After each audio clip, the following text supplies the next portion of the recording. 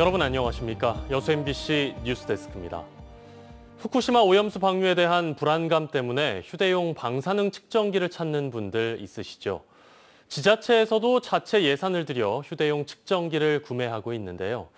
제대로 측정이 되는 건지 실효성을 두고 논란이 일고 있습니다. 김단비 기자입니다. 신선한 수산물로 가득 찬 여수수협 위판장입니다.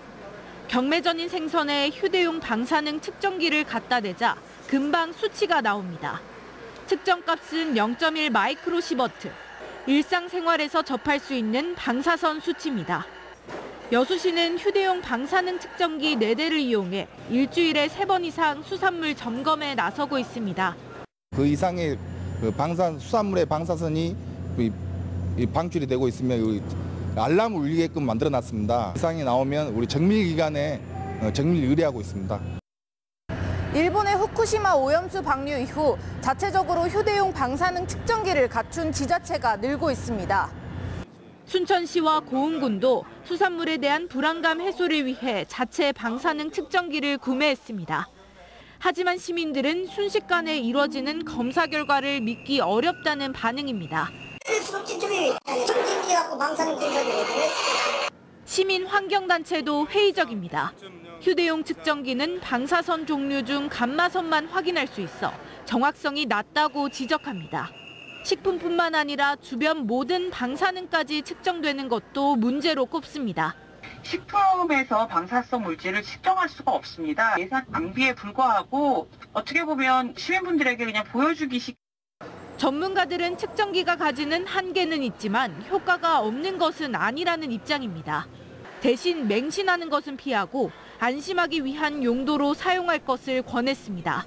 충분한 양의 방사능을 가진 시료들을 구분해낼 수 있다는 점에서는 어느 정도 그 역할은 할 수 있다고 생각합니다. 하지만 무조건적으로 간이 측정기의 결과를 맹신하는 태도도 옳지 않고요. 여수시는 해양수산과학원의 정밀검사는 지자체마다 배정된 양이 있어 한계가 있다며 휴대용 측정기 10대를 추가 구매할 계획이라고 밝혔습니다. MBC 뉴스 김단비입니다. 정의당 전남도당이 일본 후쿠시마 원전 오염수 방류에 따른 어업인 피해 지원 조례 제정에 나섰습니다. 정의당 전남도당은 오늘 오후 전남도의회 브리핑룸에서 기자회견을 갖고 후쿠시마 핵오염수 피해 지원 조례를 제정하기 위해 주민 발의를 시작한다고 밝혔습니다. 정의당은 전남은 전국 최대의 수산물 생산과 가공, 유통의 중심지라며 일본의 핵오염수 해양 투기로 전남의 피해는 가늠하기 어렵다고 우려했습니다. 여수시 의회가 한국전쟁 중 민간인 희생 사건의 진상규명을 위해 국회와 진화위에 적극적인 지원을 요청했습니다. 여수시 의회는 최근 국회와 진실 화해를 위한 과거사 정리위원회를 방문해 미군 폭격 사건 진상규명을 위해 이하포 앞바다 침몰선 조사, 매장지 유해 발굴, 민간인 희생자에 대한 추가적인 사실 조사 등 증거 확보가 반드시 필요하다며 적극적인 지원을 호소했습니다. 또 여순 사건 진상규명을 위해 피해 신고 접수와 함께 조사, 진상보고서 작성 기간 연장이 필요하고 희생자뿐 아니라 유족에 대한 생활 지원과 희생자 유족에 대한 국가적 보상 기준 마련이 필요하다고 건의했습니다. 올해 역대급 세수 결손 사태가 발생하면서 지자체도 비상에 걸렸습니다. 줄어든 교부세를 메꾸기 위해 올해는 물론 내년에도 지출을 최대한 줄이고 신규 사업을 자제하는 등 허리띠를 졸라매야 하는 상황입니다. 문형철 기자입니다. 최근 기재부가 발표한 올해 세수 구조액은 59조 1천억 원. 걷어들이는 돈이 예상보다 크게 부족하다 보니 올해 지자체에 주는 교부세도 11조 6천억 원가량 줄어들 것으로 보입니다. 지자체들은 발등에 불이 떨어졌습니다. 순천시는 1천억 원, 여수시는 700억 원, 광양시는 500억 원 이상 쓸 수 있는 돈이 사라져버린 셈인데 연말을 앞두고 있는 상황에서 재정 공백을 메꾸기가 쉽지 않습니다. 집행을 하고 나서 일부 조금씩 불용이 발생되는 자원이 있습니다. 이 재원을 전부 감액 조치해서. 올해만 문제가 아닙니다. 정부의 긴축 재정에 따라 가뜩이나 줄어든 교부세가 내년엔 더 감소할 수밖에 없기 때문입니다. 예산 심사에 들어간 지자체들은 최악의 경우 20% 이상 교부세가 삭감될 것으로 보고 허리띠를 졸라매고 있습니다. 여수시는 경상 경비를 10% 줄이고 순천시는 각종 보조금 사업을 원점에서 재검토하기로 했습니다. 또 도로 등의 시설 정비나 신규 사업을 최대한 자제할 방침입니다. 이렇게 해서 내년에 쓰는 돈을 많게는 1,000억 원 이상 줄여야 지자체 살림을 겨우 꾸려나갈 수 있는 상황입니다. 하지만 미리 준비해야 할 국제행사나 도시 발전을 위한 핵심 사업들은 무작정 미룰 수도 없는 노릇입니다. 각 부분별로 저희들이 세출 구조용을 통해서 긴축 예산을 편성하고자 합니다. 신규 사업은 최대한 억제하거나 유보하고 공약 사항에 대해서는 선택과 집중을 통해서 지자체들은 다만 시민들에게 미치는 파급력을 고려해 복지나 민생, 안정과 관련된 예산은 최대한 확보하겠다고 밝혔습니다. MBC 뉴스 문형철입니다. 여수시가 정부 예산안에 삭감된 섬박람회 관련 예산이 국회 심의 과정에서 반영될 수 있도록 지역의 국회의원들과 함께 적극 나설 계획입니다. 여수시는 2016 여수세계 섬박람회가 3년밖에 남지 않은 상황에서 내년 관련 정부 예산 8억 6천만 원이 대폭 삭감된 데 대해 강한 유감의 뜻을 밝히고 행안부와 기재부에 추가 반영을 요청했다고 밝혔습니다. 이와 함께 다가오는 국회 예산 심의를 겨냥해 국회 행안위, 예결위 소속 여야 국회의원 등 정치권과 협력해 내년 섬박람회 국비 예산이 반영될 수 있도록 최선을 다하겠다고 덧붙였습니다. 천하람 국민의힘 순천갑 당협위원장이 무분별한 정당 현수막을 규제하기 위한 협의체 구성을 제안했습니다. 천 위원장은 오늘 순천시 의회에서 기자회견을 열고 과도한 정당 현수막은 도시 이미지와 교통안전, 환경에 악영향을 미치고 형평성 문제도 발생한다며 각 정당 지역위원회와 순천시가 정당 현수막 협의체를 구성해 자율 규제 방안을 논의하자고 주장했습니다. 천 위원장은 또 다음 달까지 자율 규제에 대한 합의가 이루어지지 않을 경우 이세은 순천시 의원이 정당 현수막을 규제하는 조례를 발의할 계획이라고 설명했습니다.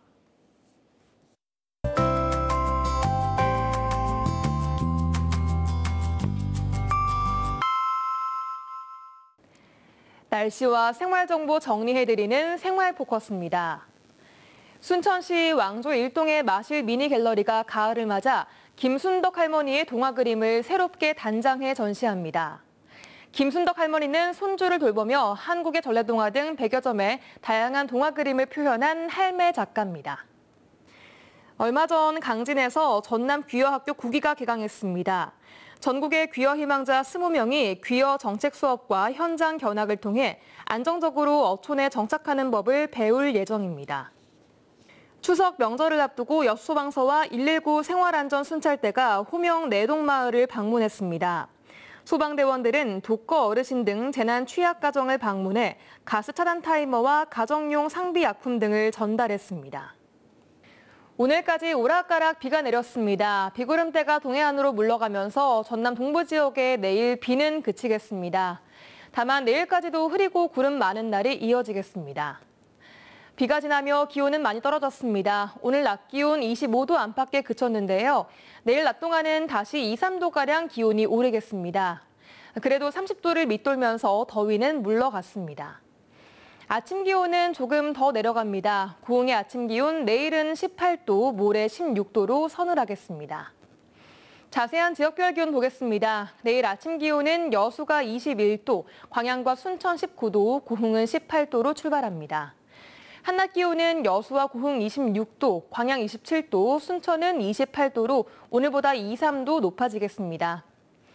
내일 해상에는 대체로 흐린 가운데 바다의 물결은 남해서부 앞바다에서 0.5에서 1.5m, 먼바다에서는 최고 2.5m로 일겠습니다.